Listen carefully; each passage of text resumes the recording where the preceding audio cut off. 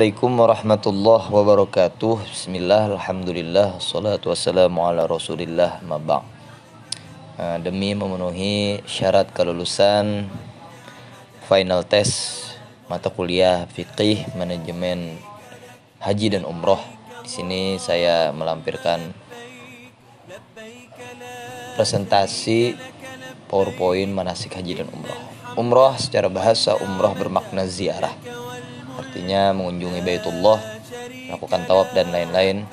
Hukum umroh menurut Imam Syafi'i dan Hambali wajib seumur hidup sekali. Waktu mengerjakannya itu kapan saja, namun ada beberapa waktu yang tidak diperkenankan untuk mengerjakan umroh. Contoh hari tasyrik dan 10 Zulhijjah. Syarat rukun dan wajib umroh. Syaratnya sebagaimana sholat, Islam, balik dewasa, akil, dan mampu. Rukun ihram, tawaf, sampai bercukur, dan wajib haji berihram dari mikot, kemudian mikot makani.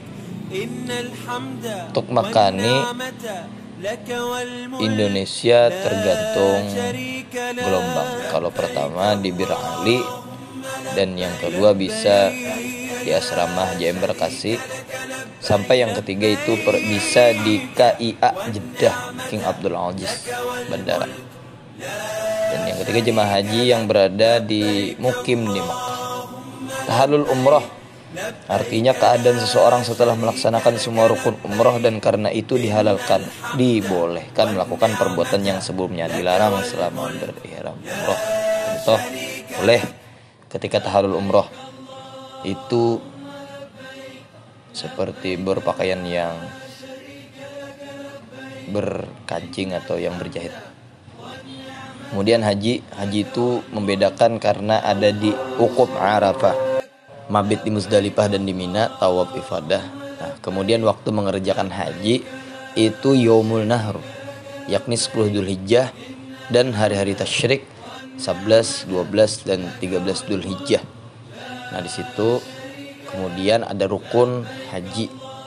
Rukunnya ini yakni adalah yang pertama ihram, dua wukuf.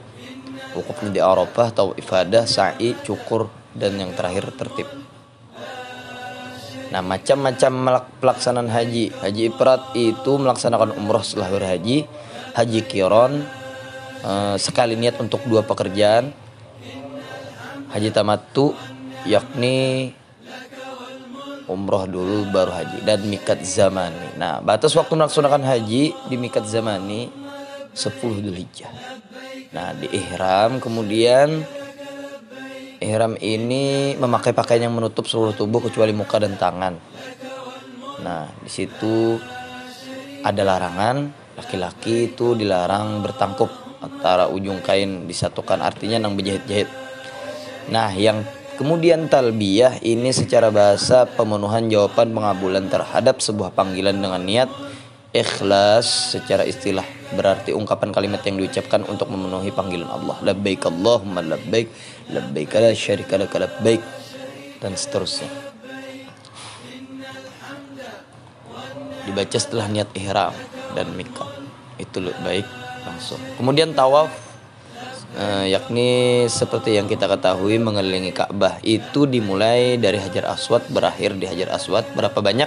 7 kali. Syarat sah tawaf ada suci, menutup aurat, berada di dalam Masjidil Haram, memulai dari Hajar Aswad, Ka'bah berada sebelah kiri, di luar Ka'bah, tidak di dalam Hijr Ismail, mengelilingi Ka'bah sebanyak 7 kali, dan terakhir niat tersendiri. Nah, kemudian macam-macam tawaf. Nah, ada tawaf rukun, ada 2, yaitu rukun haji dan tawaf rukun umrah. Tawaf kudum penghormatan, tawaf sunat, tawaf yang dikerjakan setiap kesempatan masuk ke Masjidil Haram. Tawaf wada perpisahan, tawaf najar hukumnya wajib dikerjakan oleh waktunya kapan saja. Boleh tidak berumrah, boleh tidak berhaji. Sa'i itu lari-lari kecil sebanyak 7 kali dari Bukit Safa dan berakhir di Bukit Marwah. Nah, wukuf secara bahasa berarti berhenti. Artinya kita pada tanggal 9 Zulhijjah itu hari Arafah, itu kita wukuf di Bukit Arafah. Nah, mabit ini bermalam. Kalau di Muzdalifah bermalam 10 Dzulhijjah setelah wukuf. Kalau mabit di Mina malam hari tanggal 11 sampai 12 Dzulhijjah. Hukum mabit di Mina wajib.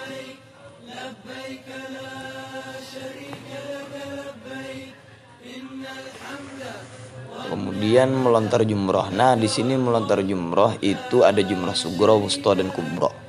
Dengan niat mengenai batu yang besar, yakni objek jumroh, melemparnya dengan kerikil di hari nahar dan hari tasyrik. Wajib dilakukan, bila tidak melaksanakan maka dikenakan dam atau fidyah. Di situ ada tata cara melontar. Kemudian ada bercukur atau memotong rambut.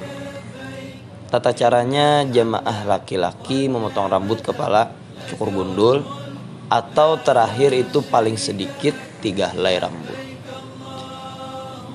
Dan yang selanjutnya tahallul, keadaan seorang yang telah dihalalkan melakukan perbuatan yang sebelumnya dilarang selama ihram. Dam ini berarti, dam secara bahasa darah, secara istilah mengalirkan darah. Artinya kita membayar denda jika melaksanakan pelanggaran dalam haji, dikenakan denda sesuai dengan jenis pelanggaran. Ada memotong domba atau kambing dan sebagainya. Nafar. Nah, ini selanjutnya nafar. Ini ada 2, yakni nafar awal, nafar tsani. Apa itu nafar? Nafar itu keberangkatan jemaah haji meninggalkan Mina pada hari tasyrik. Terima kasih. Wassalamualaikum.